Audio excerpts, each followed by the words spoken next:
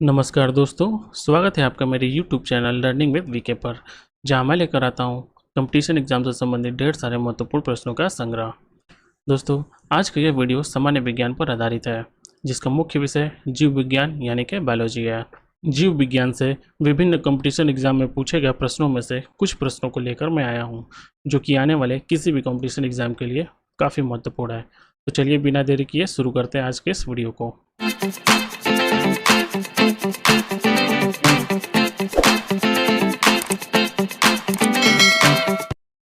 पहला क्वेश्चन है, जीवन की मूलभूत इकाई क्या होती है?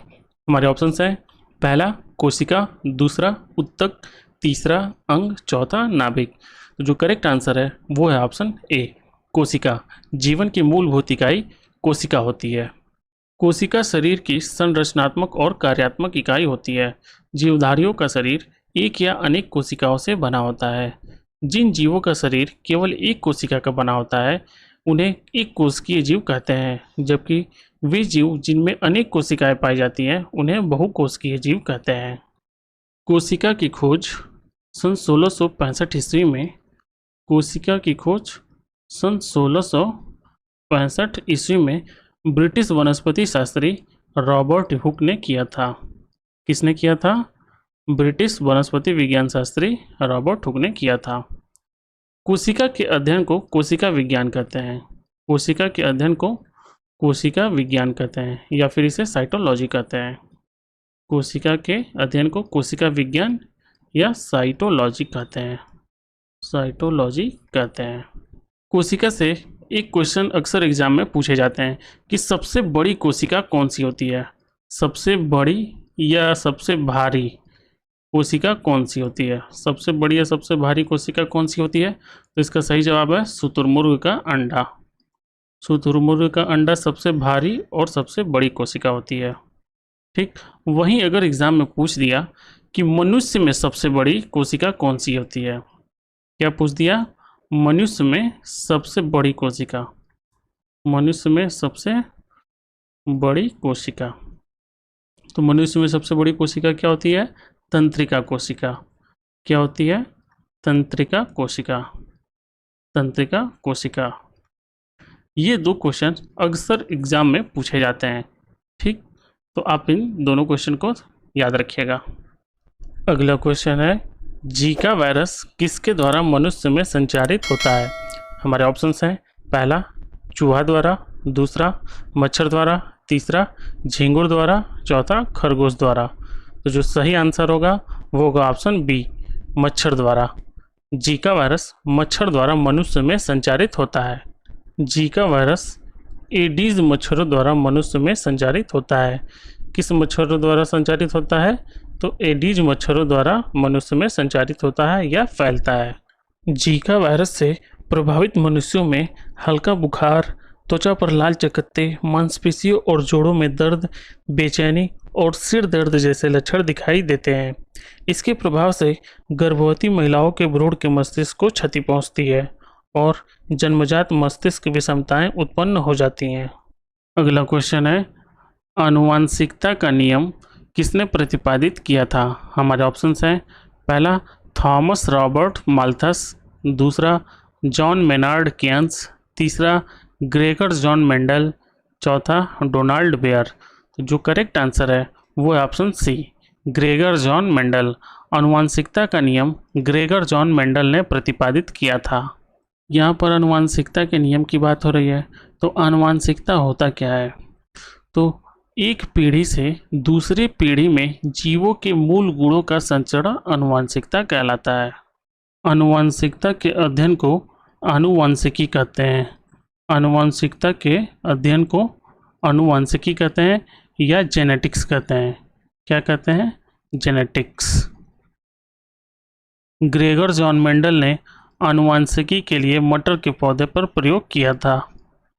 अगला क्वेश्चन है, मानव में बैक्टीरिया के संक्रमण का सबसे आम इलाज क्या है? हमारे ऑप्शंस हैं, पहला एस्पिरिन, दूसरा एंटीबॉडी, तीसरा एंटीबायोटिक्स, चौथा एंटीजन। तो जो ये हमारा करेक्ट आंसर होगा वो होगा ऑप्शन सी, एंटीबायोटिक्स, या इसे प्रतिजैविक भी कहते हैं। क्या कहते हैं? प्रतिजैविक। मानव में बैक्टीरिया के संक्रमण का सबसे आम इलाज एंटीबायोटिक्स है। यह किसी जीव द्वारा संश्लेषित एक यौगिक होता है जो रोगाणुओं की वृद्धि को निष्क्रिय करता है। एंटीबायोटिक्स की खोज 1944 में वॉक्समैन ने किया था। एंटीबायोटिक्स की खोज 1944 ईस्वी में वॉक्समैन ने किया था, जिसके लिए उन्हें नोबेल पुरस्कार से भी सम्मानित किया गया। अगला क्वेश्चन है, रोगों को फैलाने वाले कीड़ों को क्या कहा जाता है? हमारे ऑप्शंस हैं, पहला ट्रांसमीटर, दूसरा वेक्टर, तीसरा ट्रांसपोर्टर, चौथा लिफ्ट। तो जो यहाँ हमारा करेक्ट आंसर होगा वो होगा ऑप्शन बी, वेक्टर।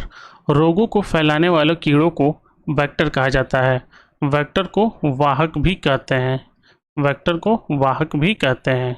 उदाहरण के लिए मलेरिया रोग प्रोटोजोआ परजीवी प्लाज्मोडियम के कारण होता है, जिसका वाहक मादा एनाफिलीज मच्छर है। अगला क्वेश्चन है, पृथ्वी का जल चक्र किसके द्वारा संचालित होता है? हमारे ऑप्शंस है, पहला हवा, दूसरा सूर्य, तीसरा चंद्रमा, चौथा मंगल। तो जो ये हमारा करेक्ट आंसर होगा वो होगा ऑप्शन बी, सूर्य। पृथ्वी का जल चक्र सूर्य द्वारा संचालित होता है। अब इस जल चक्र में होता क्या है? ठीक, तो इस जल चक्र में कुछ चीज़ें होती हैं जिनमें जल का वाष्पीकरण,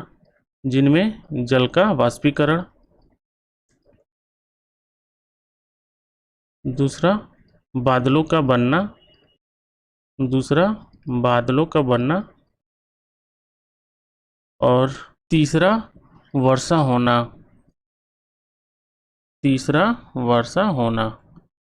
वर्षा होने की वजह से पानी की बूंदें जो होती हैं वो पुनः पृथ्वी पर वापस आ जाती हैं और फिर वही प्रोसेस बार बार होता है। फिर जल का वाष्पीकरण होता है, फिर बादल बनते हैं, फिर बारिश होती है। ठीक, तो यही चक्र चलता रहता है, इसी को पृथ्वी का जल चक्र कहते हैं। अगला क्वेश्चन है, मानव मस्तिष्क का कौन सा भाग बुद्धि, स्मृति और भावनाओं का केंद्र होता है? हमारे ऑप्शंस हैं, पहला हाइपोथैलेमस, दूसरा सेरिब्रम, तीसरा कार्पस कालासोम, चौथा मिड ब्रेन। तो जो हमारा करेक्ट आंसर होगा वो होगा ऑप्शन बी, सेरिब्रम। मानव मस्तिष्क का सेरिब्रम भाग बुद्धि, स्मृति और भावनाओं का केंद्र होता है। सेरिब्रम को प्रोमस्तिष्क कहते हैं। सेरिब्रम को प्रोमस्तिष्क भी कहते हैं। प्रोमस्तिष्क या सेरिब्रम समस्त बुद्धि, स्मृति, इच्छा शक्ति, वाणी और भावनाओं का केंद्र होता है। मनुष्य में अन्य सभी जीवों की तुलना में यह बहुत बड़ा होता है। पूरे मस्तिष्क का लगभग 80% भाग सेरिब्रम होता है। अगला क्वेश्चन है, ऑन्कोलॉजी किस बीमारी के इलाज से जुड़ा है? हमारे ऑप्शंस हैं, पहला मधुमेह, दूसरा वृक्क संबंधी विफलता, तीसरा अस्थि सुषिरता, चौथा कैंसर। तो जो यह हमारा करेक्ट आंसर होगा वो होगा option D, cancer. Oncology cancer बीमारी के इलाज से जुड़ा है। ऑन्कोलॉजी को अर्बुद विज्ञान भी कहते हैं। ऑन्कोलॉजी को अर्बुद विज्ञान भी कहते हैं। ऑन्कोलॉजी या अर्बुद विज्ञान कैंसर की रोकथाम, निदान और उपचार से संबंधित चिकित्सा विज्ञान की एक शाखा है। चिकित्सा के इस क्षेत्र में कार्य करने वाले चिकित्सक को अर्बुद विशेषज्ञ या ऑन्कोलॉजिस्ट कहा जाता है। यदि कोई व्यक्ति कैंसर से पीड़ित है तो उसे ऑन्कोलॉजिस्ट को दिखाना चाहिए। अगला क्वेश्चन है, किस विटामिन की कमी से स्कर्वी रोग होता है? हमारे ऑप्शंस हैं, पहला विटामिन ए, दूसरा विटामिन B6, तीसरा विटामिन के, चौथा विटामिन सी। तो जो ये हमारा करेक्ट आंसर होगा वो होगा option D, vitamin C. Vitamin C की कमी से स्कर्वी रोग होता है। विटामिन सी का रासायनिक नाम एस्कॉर्बिक एसिड होता है। क्या होता है? एस्कॉर्बिक एसिड होता है। ये बहुत इंपॉर्टेंट क्वेश्चन है जो अक्सर एग्जाम में पूछे जाते हैं कि किसी भी विटामिन को दे देता है, पूछ लेता है इसका रासायनिक नाम क्या है, तो विटामिन सी का रासायनिक नाम है एस्कॉर्बिक एसिड। अब स्कर्वी रोग में होता क्या है? तो स्कर्वी रोग में जांघ और पैर पर चकत्ते पड़ जाते हैं। अगर यह रोग ज़्यादा हो जाए तो मसूड़े सूज जाते हैं और दांत गिरने लगते हैं। अगर हम बात करें विटामिन सी के स्रोत की, तो इसके स्रोत में नींबू आ जाएगा, टमाटर, अंकुरित अनाज खाने से विटामिन सी की शरीर में कमी नहीं होती है। अगर हम बात करें विटामिन ए की, तो इसका रासायनिक नाम होता है रेटिनॉल और इसकी वजह से रतौंधी रोग होता है। वहीं विटामिन बी6 का रासायनिक नाम पायरिडॉक्सिन होता है। क्या होता है? पायरिडॉक्सिन। और विटामिन बी6 की कमी से शरीर में एनीमिया और चर्म रोग जैसे बीमारी होते हैं। और विटामिन के का रासायनिक नाम नेफ्थोक्विनोन होता है। क्या होता है? नेफ्थोक्विनोन। और विटामिन के रक्त का थक्का बनने में सहायक होता है। अगला क्वेश्चन है, यदि एक व्यक्ति रिकेट्स नामक बीमारी से पीड़ित है तो उस व्यक्ति में किस विटामिन की कमी है? हमारे ऑप्शंस है, पहला विटामिन सी, दूसरा विटामिन डी, तीसरा विटामिन ए, चौथा विटामिन के। तो जो यहाँ हमारा करेक्ट आंसर होगा वो होगा option B, vitamin D. Vitamin D की कमी से रिकेट्स नामक बीमारी होता है। विटामिन डी का रासायनिक नाम कैल्सीफेरॉल होता है। क्या होता है? कैल्सीफेरॉल होता है। विटामिन डी की कमी से रिकेट्स नामक बीमारी होती है। अब रिकेट्स बीमारी में होता क्या है? तो इसमें हड्डियां छेड़ होने लगती हैं, लचीली हो जाती हैं और टेढ़ी मेढ़ी हो जाती हैं। रिकेट्स बीमारी मुख्यतः बच्चों में होती है। अगर हम बात करें कि विटामिन डी का स्रोत क्या है, तो इनके स्रोत में सूर्य का प्रकाश, मछली का तेल, दूध, अंडा शामिल है, जो शरीर में विटामिन डी की कमी को पूरा करते हैं। अगला क्वेश्चन है, हीमोग्लोबिन में निम्न में से कौन सी धातु उपस्थित होती है? हमारे ऑप्शंस हैं, पहला लोहा, दूसरा कॉपर, तीसरा जिंक, चौथा निकेल। तो जो यहाँ हमारा करेक्ट आंसर होगा वो होगा ऑप्शन ए, लोहा यानी कि आयरन। हीमोग्लोबिन में आयरन यानी कि लोहा धातु उपस्थित होती है। हीमोग्लोबिन रुधिर की लाल रक्त कणिकाओं में पाए जाने वाला प्रोटीन होता है जिसमें आयरन पाया जाता है। हीमोग्लोबिन ऑक्सीजन को अवशोषित कर गहरे लाल रंग का ऑक्सी हीमोग्लोबिन नामक अस्थायी यौगिक बनाता है। हीमोग्लोबिन की वजह से ही रक्त का रंग लाल होता है। इसी से संबंधित एक क्वेश्चन अक्सर एग्जाम में आता है कि रक्त में ऑक्सीजन का परिवहन किस प्रोटीन द्वारा होता है? तो आप लोग याद रखेंगे हीमोग्लोबिन द्वारा, क्योंकि हीमोग्लोबिन एक प्रोटीन होता है। अगला क्वेश्चन है, निम्नलिखित रासायनिक पदार्थ में से कौन सा अग्नाशय द्वारा स्रावित किया जाता है? हमारे ऑप्शंस हैं, पहला प्रोटीन, दूसरा फैटी एसिड, तीसरा इंसुलिन, चौथा एस्कॉर्बिक एसिड। तो जो यहाँ हमारा करेक्ट आंसर होगा वो होगा ऑप्शन सी, इंसुलिन। इंसुलिन अग्नाशय द्वारा स्रावित किया जाता है। इंसुलिन की खोज सन 1921 में एफ बैटिंग ने किया था। किसने किया था? एफ बैटिंग ने किया था, जो कि कनाडा से थे। कहाँ से थे ये? कनाडा से थे। इंसुलिन ग्लूकोज से ग्लूकोजन निर्माण की क्रिया पर नियंत्रण करता है। इसकी कमी से मधुमेह यानी कि डायबिटीज़ नामक रोग हो जाता है। यह अग्नाशय के लैंगरहैंस की द्वीपिकाओं की बीटा कोशिकाओं से स्रावित होता है। इसके अल्प स्रावण से ग्लूकोज की रुधिर में मात्रा बढ़ जाती है, जिसके बाद मधुमेह की समस्या आ जाती है। अगला क्वेश्चन है, मनुष्य मैमिलिया यानी कि स्तनधारी वर्ग से संबंधित है, जिसमें निम्नलिखित में से एक नहीं आता है, वह कौन सा है? हमारे ऑप्शंस हैं, पहला चूहा, दूसरा छिपकली, तीसरा बिल्ली, चौथा जिराफ। तो जो हमारा करेक्ट आंसर होगा वो होगा ऑप्शन बी, छिपकली। छिपकली मैमिलिया यानी कि स्तनधारी वर्ग से संबंधित नहीं है। मनुष्य, चूहा, बिल्ली और जिराफ मैमिलिया यानी कि स्तनधारी वर्ग से संबंधित है, जबकि छिपकली रेप्टिलिया यानी कि सरीसृप वर्ग से संबंधित जीव है। अगला क्वेश्चन है, ऑक्टोपस के खून का रंग कैसा होता है? हमारे ऑप्शंस हैं, पहला लाल, दूसरा काला, तीसरा गुलाबी, चौथा नीला। तो जो यहाँ हमारा करेक्ट आंसर होगा वो होगा ऑप्शन डी, नीला। ऑक्टोपस के खून का रंग नीला होता है। ऑक्टोपस मोलस्का संघ का प्राणी होता है। किस संघ का प्राणी होता है? मोलस्का संघ का प्राणी होता है, जिसके 2 आँख और 8 भुजाएं होती हैं। ऑक्टोपस के रुधिर का रंग हीमोसाइनिन के कारण नीला होता है। किसके कारण नीला होता है? हीमोसाइनिन के कारण नीला होता है। अगला क्वेश्चन है, गीले कचड़े को खाद में परिवर्तित करने की प्रक्रिया को क्या कहा जाता है?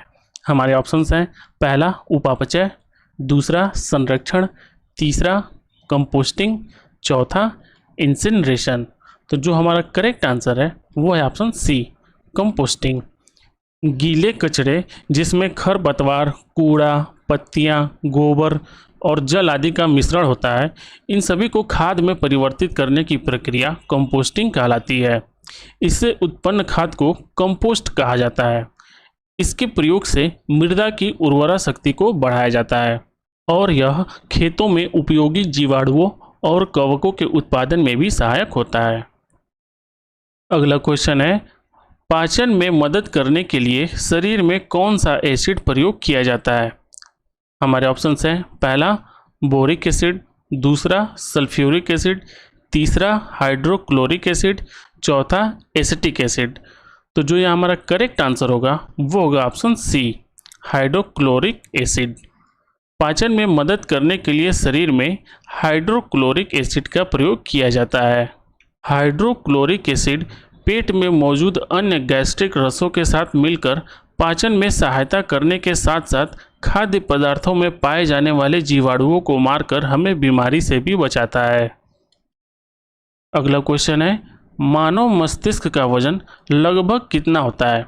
हमारे ऑप्शंस हैं, पहला 500 से 1000 ग्राम, दूसरा 1200 से 1400 ग्राम, तीसरा 1800 से 2000 ग्राम और चौथा 2500 से 3000 ग्राम। तो जो यहाँ हमारा करेक्ट आंसर होगा वो होगा ऑप्शन बी, 1200 से 1400 ग्राम।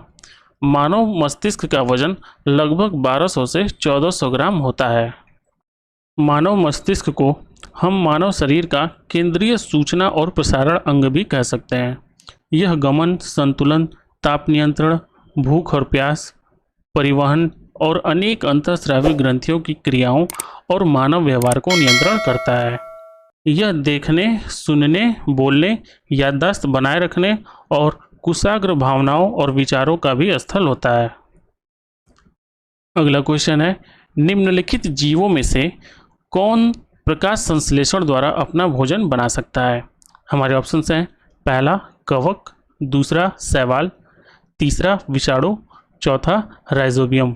तो जो यहाँ हमारा करेक्ट आंसर होगा वो होगा ऑप्शन बी, शैवाल। शैवाल एक ऐसा जीव है जो प्रकाश संश्लेषण द्वारा अपना भोजन बना सकता है।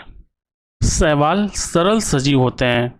अधिकांश शैवाल पौधे के समान सूर्य के प्रकाश की उपस्थिति में प्रकाश संश्लेषण क्रिया द्वारा अपना भोजन स्वयं बनाते हैं, इसलिए यह स्वपोषी होते हैं। ये शैवाल नम भूमि, वृक्षों की छाल और नए दीवारों पर भूरी या काली परतों के रूप में मिलते हैं। अगला क्वेश्चन है, कौन सा ऊतक शरीर के विभिन्न भागों में फैला होता है तथा शरीर के विभिन्न भाग में बनता है? हमारे ऑप्शंस हैं, पहला संयोजी ऊतक, दूसरा पेशीय ऊतक, तीसरा तंत्रिका तंत्र, चौथा एपिथेलियम ऊतक। तो जो यहाँ हमारा करेक्ट आंसर होगा वो होगा ऑप्शन ए, संयोजी ऊतक। संयोजी ऊतक शरीर के विभिन्न भागों में फैला होता है और शरीर के विभिन्न भाग में बनता है। अब ऊतक होता क्या है? तो ऊतक किसी जीव के शरीर में कोशिकाओं के ऐसे समूह को कहते हैं जिनकी उत्पत्ति एक समान हो और वे एक विशेष कार्य करते हों। कोशिकाएं मिलकर ऊतक का निर्माण करती है। रक्त और हड्डियां संयोजी ऊतक के उदाहरण हैं, जबकि एपिथेलियम ऊतक जंतु के शरीर को ढकने या बाह्य रक्षा प्रदान करने वाले ऊतक होते हैं। और मस्तिष्क, मेरुरज्जु और तंत्रिकाएं सभी तंत्रिका ऊतकों से बनी होती हैं। अगला क्वेश्चन है, प्रकाश संश्लेषण की प्रक्रिया में पौधे किस ऊर्जा का उपयोग करते हैं? हमारे ऑप्शंस हैं, पहला ऊष्मीय ऊर्जा, दूसरा सौर ऊर्जा, तीसरा रासायनिक ऊर्जा, चौथा स्थितिज ऊर्जा। तो दोस्तों यह आज के वीडियो का आखिरी क्वेश्चन है और इस प्रश्न का सही उत्तर आप कमेंट सेक्शन में दीजिए। तो ये थे जीव विज्ञान से विभिन्न कंपटीशन एग्जाम में पूछे गए प्रश्नों में से कुछ महत्वपूर्ण प्रश्न जो आने वाले किसी भी कंपटीशन एग्जाम के लिए काफ़ी महत्वपूर्ण है। तो आप इन सभी प्रश्नों को याद रखिए, तैयार रखिए। आई होप कि ये सभी क्वेश्चन आपके आने वाले एग्जाम्स में आपकी मदद करेंगे। दोस्तों आपको मेरा वीडियो अगर अच्छा लगता है तो वीडियो को लाइक कीजिए और ज़्यादा से ज़्यादा शेयर कीजिए और अभी तक चैनल को आपने सब्सक्राइब नहीं किया है तो चैनल को सब्सक्राइब कर लीजिए और बेल आइकन को प्रेस कर दीजिए ताकि हमारे ऐसे ही वीडियो के अपडेट्स आप तक पहुंचते रहें। वीडियो को देखने के लिए धन्यवाद।